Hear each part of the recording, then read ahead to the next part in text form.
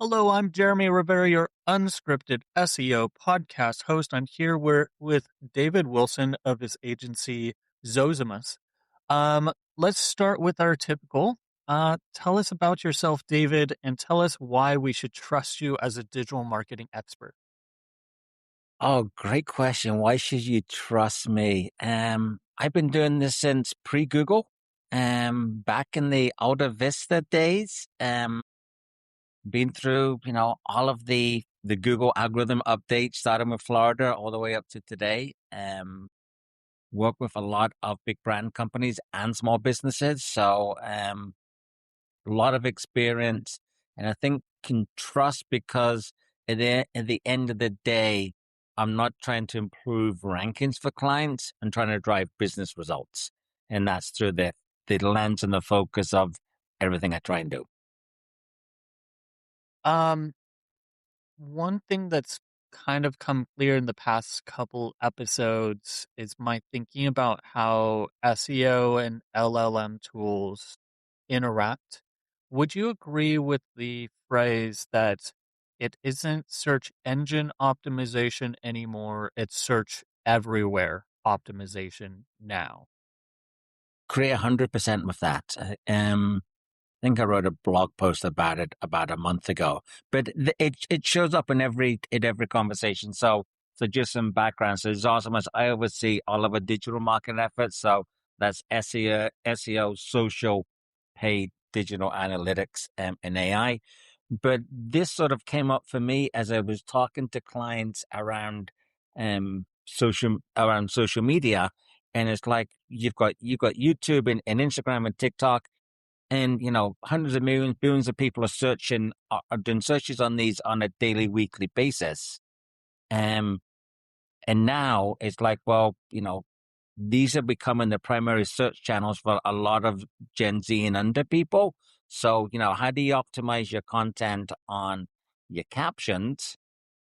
And, what are you doing to make your content more findable on the social channels, not just for Google? And then you say you layer on top of that. Now you've got the LLM. So, it's your search, as you said, search is everywhere. And it's a big change for companies to understand that. It's not like, you know, I'm just going to show up in the Google on the Google. I'm not just going to show up on Google, but now I have to do this everywhere. Yeah. And for them, that's a difficult thing to wrap the head around because it's a different playbook than what everybody's used for the last 20 years. It is definitely an evolution, but in some ways, I think as an Alta Vista origin, going back in time, it's a bit of a throwback to how things were when there was a lot more competition in the original search space.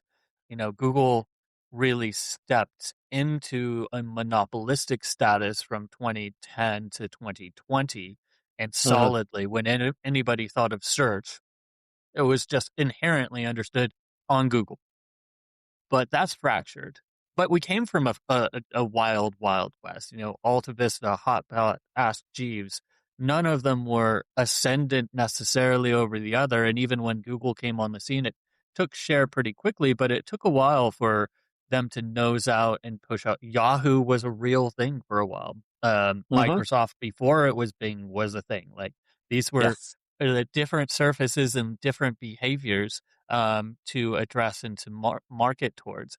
Is it really that now we're seeing more mature companies, a broader swath of companies ready to invest in digital versus in the late 90s?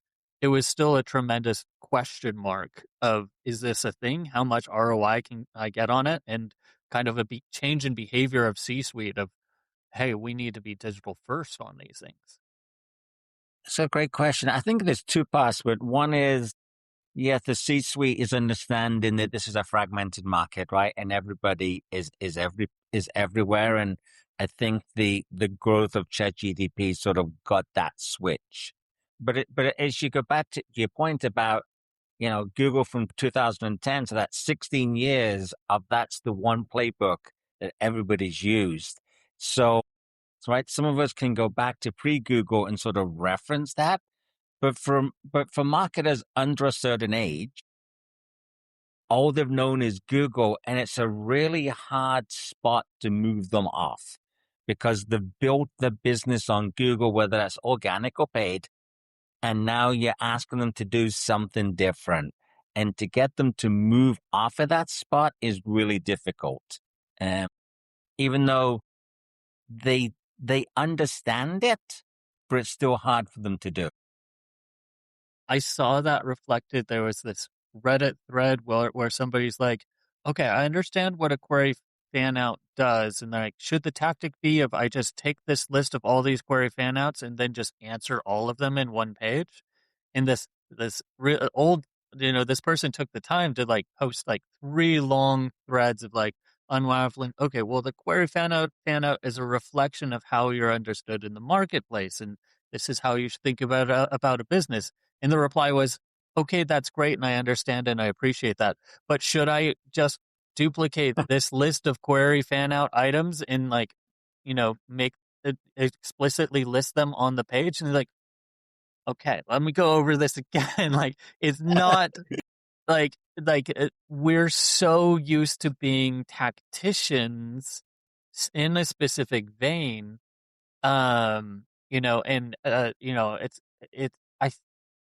blame myself in part because I fell prey to, hey, the best way to improve a site audit is to make it a checklist. You check this item off on your SEO, and then the Yeah. game of SEO is just a completion list. And you go through and did you do this? Did you do that? Did you do this? Is page speed under this score? Then fix it this way with this, this, and this. Is the page bouncing around a little bit, or what is the keyword density on the page? Those were things that Uh-huh. were definite things that clients would ask for. I never went super hard on keyword density just as a proxy for, did we actually say the keyword?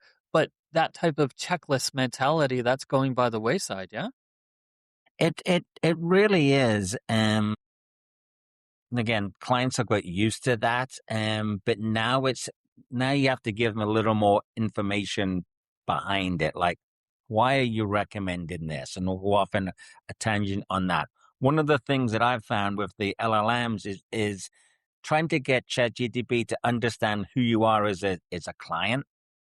And the page that they actually go to for that is the About Us page, which is a page for for SEOs that we've ignored for most of the last 16 years, right?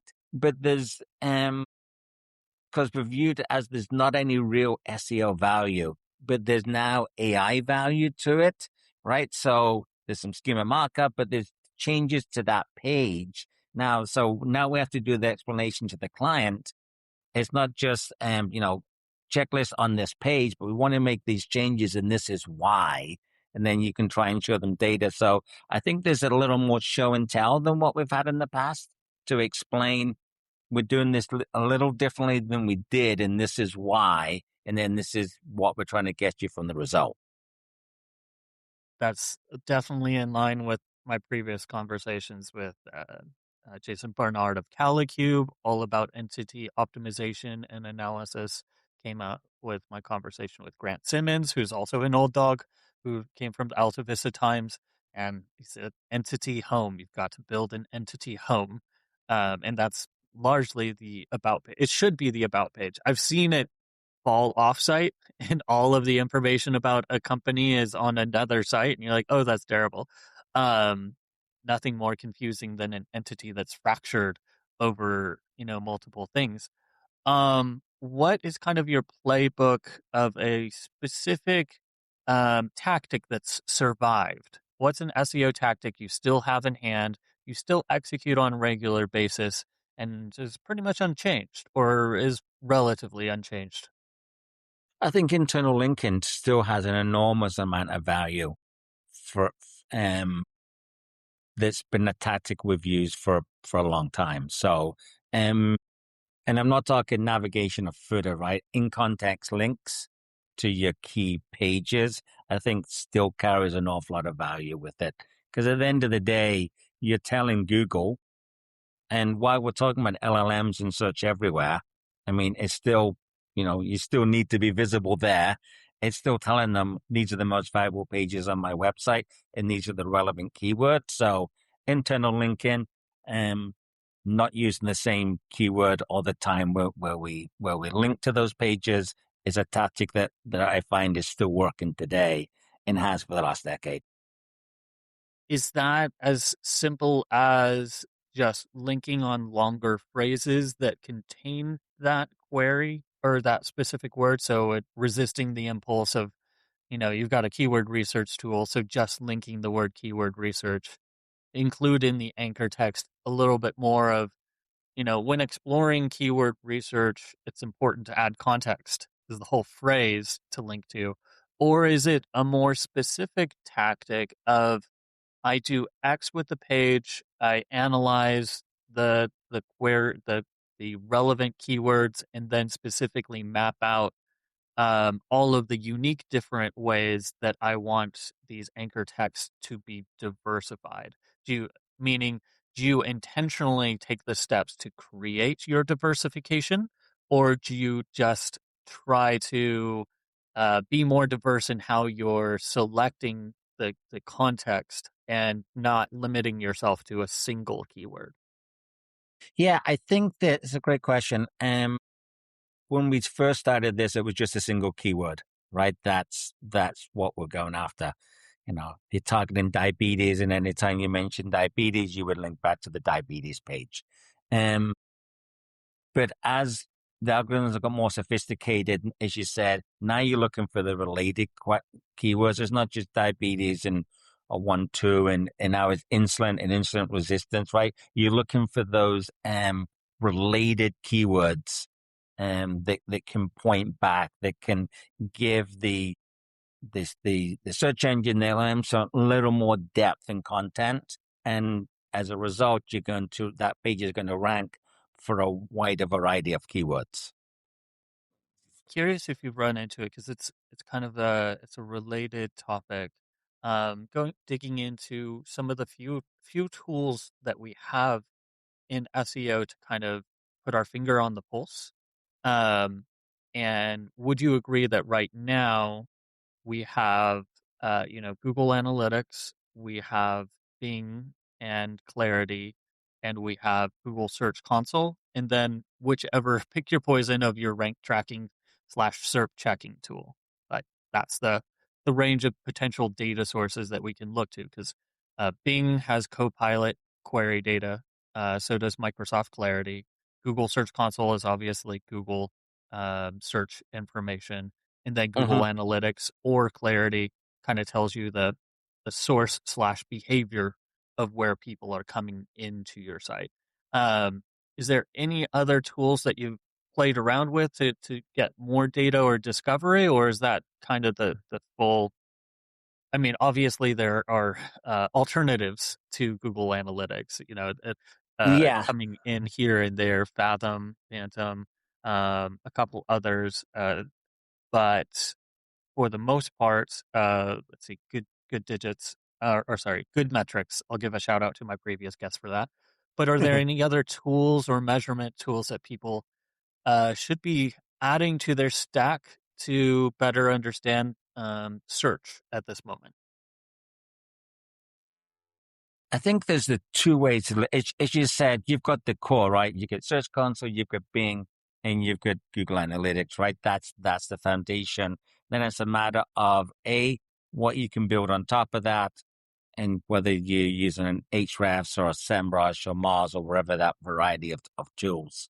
But I think the key thing today is, because there's a lot of data, is how can you use the tools? So how can you use Claude or ChatGPT, right, to pull all of that data in and then allow you to find things that you wouldn't have noticed before? And I think that's where the magic is happening today. And Ahrefs also has an agent, right? So you get agent level on top of that. But I think that's where the magic, where you're taking that core data and now you're starting to pull things together and look and seeing it's not just, oh, we moved, a position dropped or it's keyword, right? You can pull in the SERP analysis and say, oh, what happened in the SERPs, where did this competitor come from, right? So it's giving us quicker data and I think a better viewpoint than Yeah. what we've had in the past. I would 100% agree. I was just meeting with Ben from OpenSEO, and they have both a Google Search Console MCP built in when you add their MCP, and it's like a cheaper alternative. It's like $10 a month for it versus SEMrush. So it occurred to me this morning, and I ran across it. Google Search Console has what I call dark clicks. I don't know if there's another terminology out there, but if you look at the total number of queries that it should, or total number of clicks, then do the math on the table below. It does not match the named queries, if you'll call it that, never match the total number of queries. Google is obfuscating that information. It's like, well, it's not that big of a problem, except that it is when it gets pretty darn extreme. I have one case study where, ironically, the article is Google Search Console data is not accurate, which over 6 months got 54 clicks. They gave me named queries for 4 of those clicks. So they kind Yeah. of proved my own article right that Google Search Console is not correct. But I just used Babel using Google Search Console MCP and OpenSEO's MCP to triangulate in 3 different ways. Okay, how can we guess at and math out, maybe triangulate? So the first was trying different filters with regex to see what comes up. Is it a branded query, maybe? What percentage of those dark queries?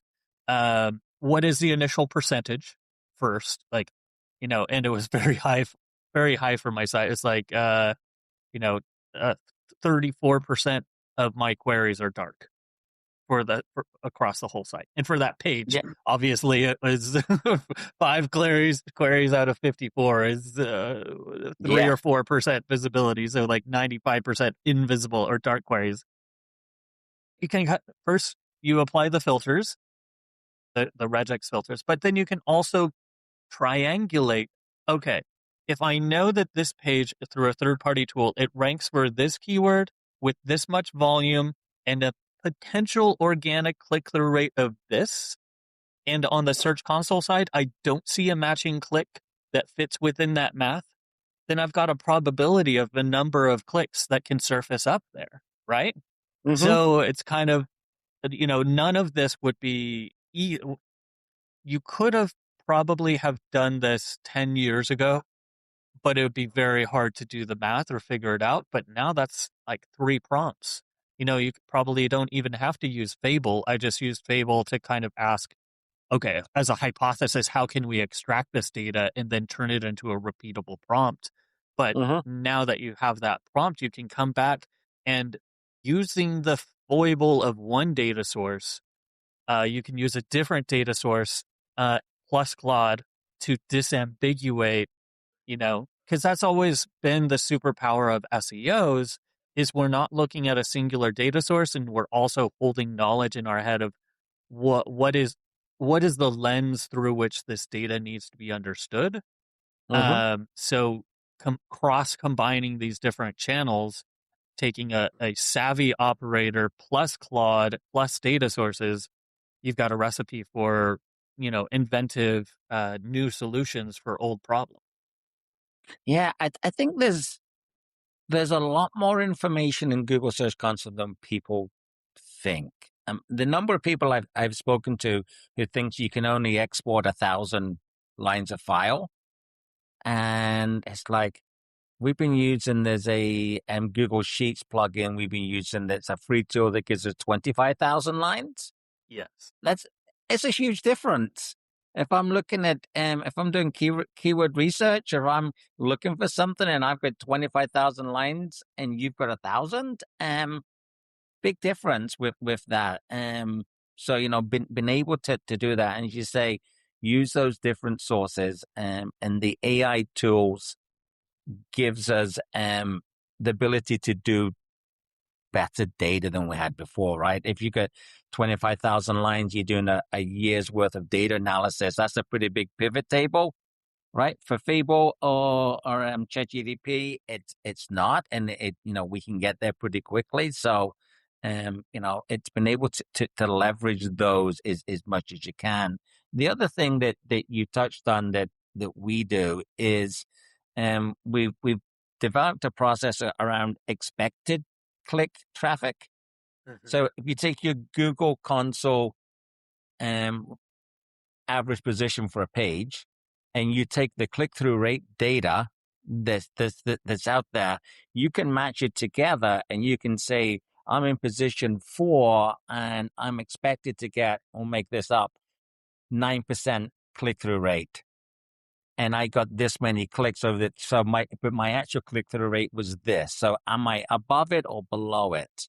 And we found this really interesting for clients, where we can actually show them, hey, you're in position 2, but you haven't implemented, whether it's it used to be a new meta description, or whether it's adding that block of text on the front of the page that what Google takes now, right? You're getting half of the traffic you should be. And if you're an e-commerce site, that can be hundreds of thousands of dollars per month that you are missing, right? So the AI tools allow us to crunch through a lot of that data that was a really hard thing to do manually. And we would get there, but it would take weeks to do it. And now we can turn it around in hours. Yes. And again, that's a powerful tool that you can show to someone. It's like, why do I want to make these website changes? Well, your click-through rate's 4%. It should be 9. So you're leaving half your traffic. You could double your traffic by making this change. That will get a company to go ahead and do things. So using Google Search Console with these different tools, I think is still underutilized by SEOs. Absolutely. I mean, anytime that you can take it's easier to get a creek that's dammed or blocked, dealing with the block, rather than trying to get more water into the river. Yeah, You can get much more outcome more quickly for the farmers downstream. exactly. Yeah. Is there any broader strategies that you're finding yourself leaning towards as time goes on? What do you mean by broader strategy? Well, I mean, you've got the specific tactic of, going into Search Console, uh, going back and mining out what is the specific organic click-through rate, and then, using that as an estimation model. Is there a larger strategy that you are developing? 'Cause, that I tend to look at SEO in terms of like the strategy layer and then the tactical layer of the things, like do tactics to execute strategies. But if you're thinking of, specific playbooks or things that you've found success with, what's a handful of those that you're leaning towards? So there's a couple. One comes back to a search everywhere conversation we were having. So working with a client in the medical device space, we did a dive into what were the prompts that people were asking the LLMs. And around this particular product, it was cost, right? So if I put my SEO hat on, I'm like, okay, we're going to create some content about this and we'll put this on the website. Um, but also then I can work with my social media team, and it says we need to develop social media content around this. And I'm going to make this content found on there. So, it's not specific just to SEO and on the web page. It's where else can we see this information everywhere. So there's that. And I think the other part is, for years, we've thought about backlinks is, the old directories, article websites, right? A lot of it was just low quality stuff.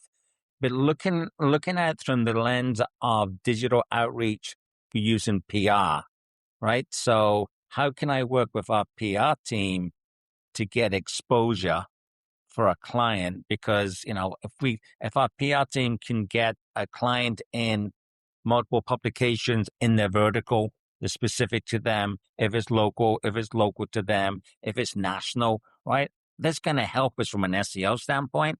I don't have to hit them over the head and said, can you talk about this keyword and this keyword, right? It's, Yeah. can we get broader brand exposure for us? Because that will bring everything up. So that there's that. And I think related to that, it's something that I think a lot about, is how that AI is taking away a lot of these top of funnel, middle of funnel, unbranded searches.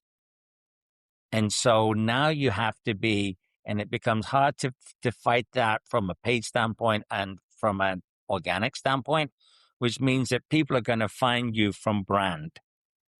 And I think that's going to become more and more likely over the next couple of years, that it's just going to be branded traffic. So if it's branded traffic, then again, how do they find you? Well, PR is going to play into that, and social media is going to play into that, because those are the places outside of search that people can discover you, and then you can come in. And then related to that is, how will people discover you, right? So I think connected TV plays into SEO. Digital out of home plays into SEO, because we're getting exposure on all of these different channels, and we're going to bring them back to Google to search for us by brand name. And I think that's where we're going to find more from a strategy standpoint, from an SEO. It's not just, keyword on page. It's, what's a PR team doing about this? And what are we doing from a video standpoint on YouTube and YouTube Shorts? And how's that going to get ingested by the LLM? So, I think all of those things play together about SEO. It's not just words on a page on a website. My friend Michael McDougall at Right Thing Agency just put out something awesome about research into story scope. It's part of how Google detects AI slop, which is huge. I was curious if you'd come across any of your clients or had somebody who is going to be onboarded who had indulged that trigger finger and had copied and pasted a bunch of stuff from Claude, or set something up programmatic and had just gone hog wild on content production side, but obviously leaning too heavily on AI and just put a bunch of slop out there. I've seen the horror stories around that, where the companies that did, we put 10,000 pages up and look how Google search impressions went up, and then they dropped the next month is Google, and did that. We've been lucky in that we haven't done that, and because we've never recommended it. I think we've got caught occasionally by using the AI tools, and then you end up that source wasn't quite right, and right, things of that nature. But AI slop is really easy to get into from AI, also from a social standpoint, and we try to work really hard when you're working with clients to not do that, because to me, as an SEO, the worst conversation to have with a client is, we did something that just got you thrown out of Google's index. Right? We never want to have that conversation. It's not a good one to have. So I try really hard to steer clear of doing that. So the whole using the AI to generate massive amounts of content, to me, is like going back to, it's like programmatic SEO. Before that, it was doorway pages, right? It's just the same sort of tools, and I've never really been part of that. So we've been lucky to avoid that. It almost feels like we're getting an opportunity to get more value out of other channels. Like, I was working with Pure Air auction monitoring company, and we're doing a park cleanup, and like the opportunity to post on event boards, you can actually, it's one of the few places where I found that you can get your brand listed on Reddit, because you're like, hey, I'm going to do a trash cleanup. You find the community subreddit, they're all for it, even if your brand's in there, like, hey, community cleanup by Pure Air. upvote. Whereas usually if you do anything explicitly with your brand in Reddit, it's a Yes. 50-50 of getting downvoted into oblivion, maybe banned, from the subreddit, scolded by the mods. But hey, if you find those opportunities, it's almost like looking at the stack of how is this company structured.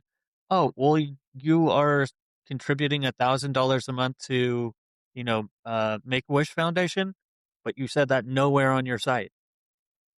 Like, let's take that $1,000 that's making a difference and encourage other businesses to do the same by putting a little publicity behind that philanthropic work. It's one of those things of like, oh, I don't want to be, I want to do something philanthropic, but I don't want to like do it to, stand out there and do it.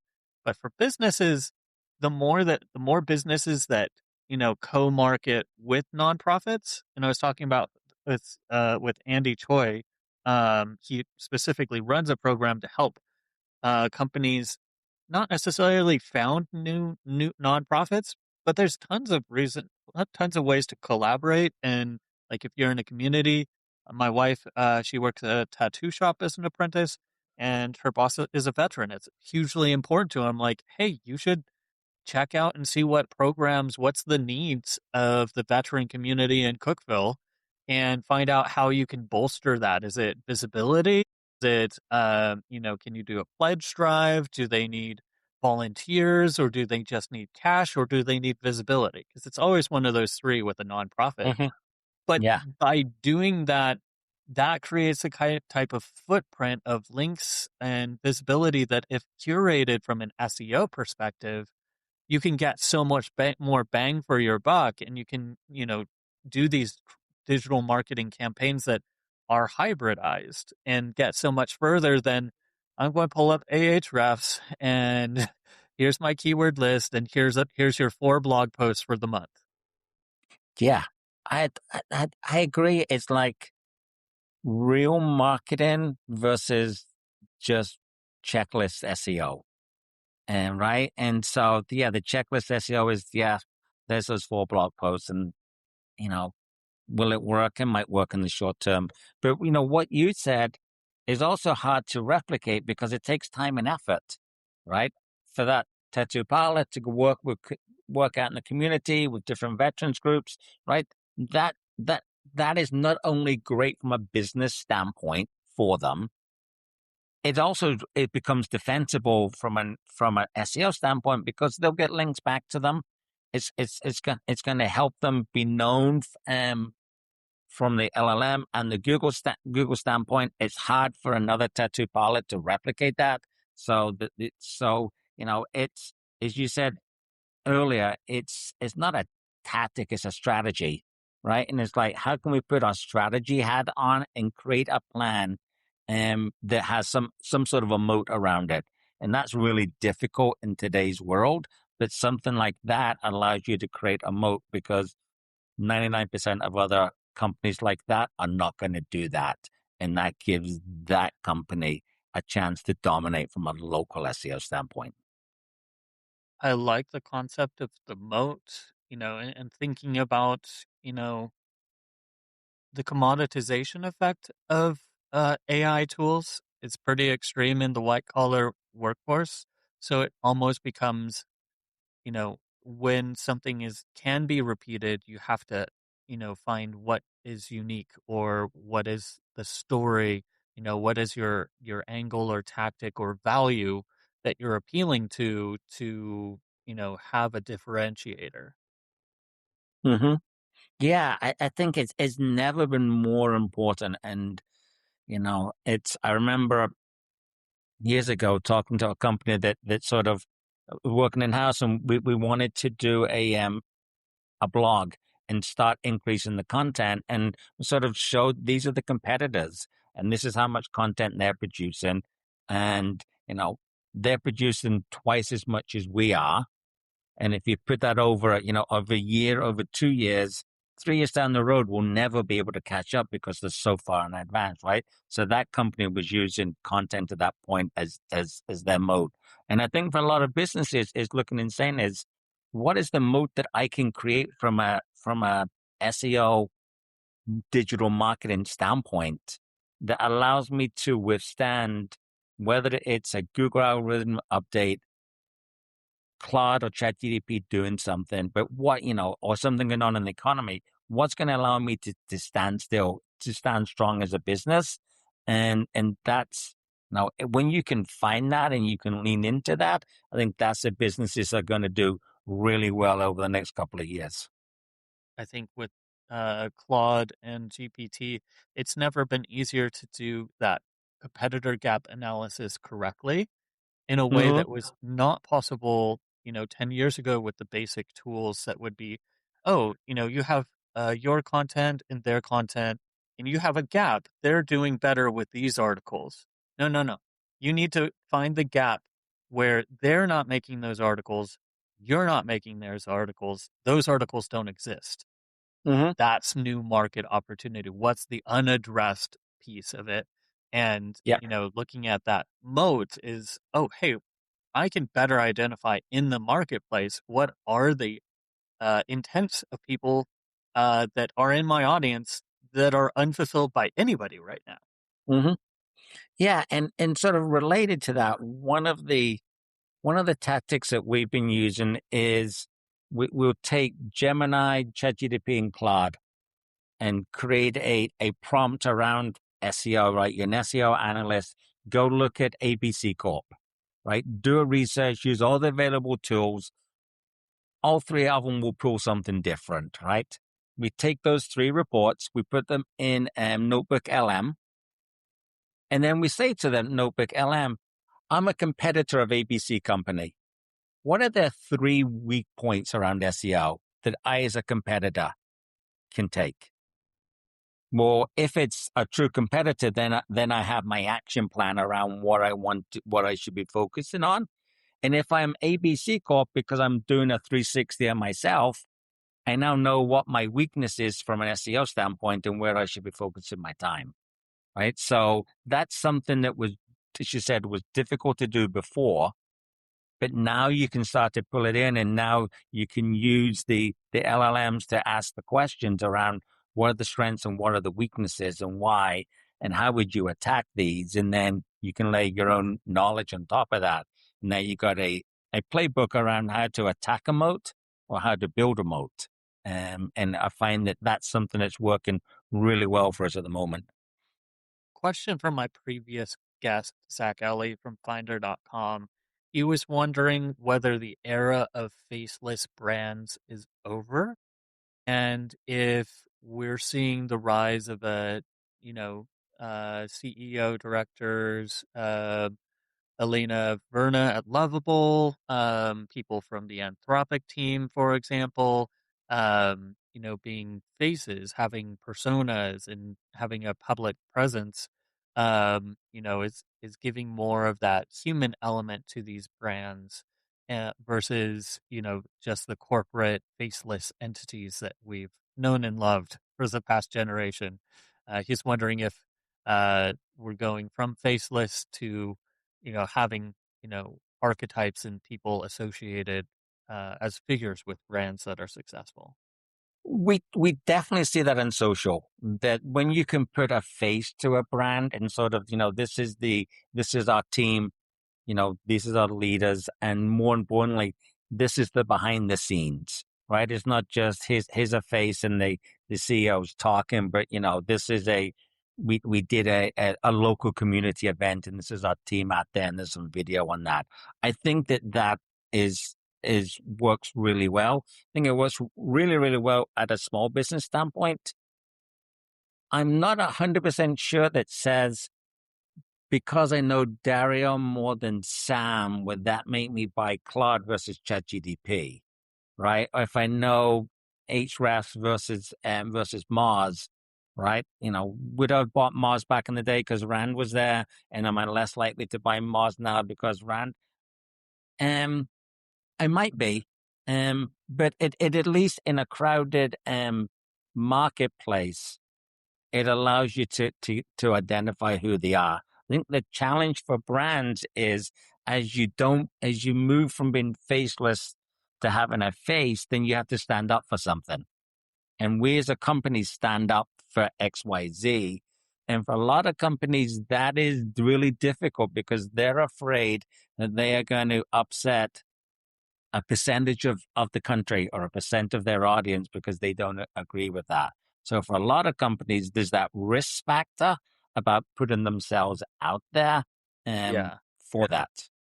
That's true because you've got the other side of it is humans are going to human, and if you're focused Yeah. on selling concrete walls in Florida, then you but you're nationwide, and if your CEO says something that leans one way on the political Richter scale versus another, then Yeah. you just alienated half of your potential audience in the South or half of your Hmm. potential audience in the North. So, Yeah. yeah, I guess it does come with the risk of, okay, the more people that you put out there that are associated with your brand, do you give them, is that partial? Are they just on the code side? And then if they do something controversial, then you have the repercussions of that.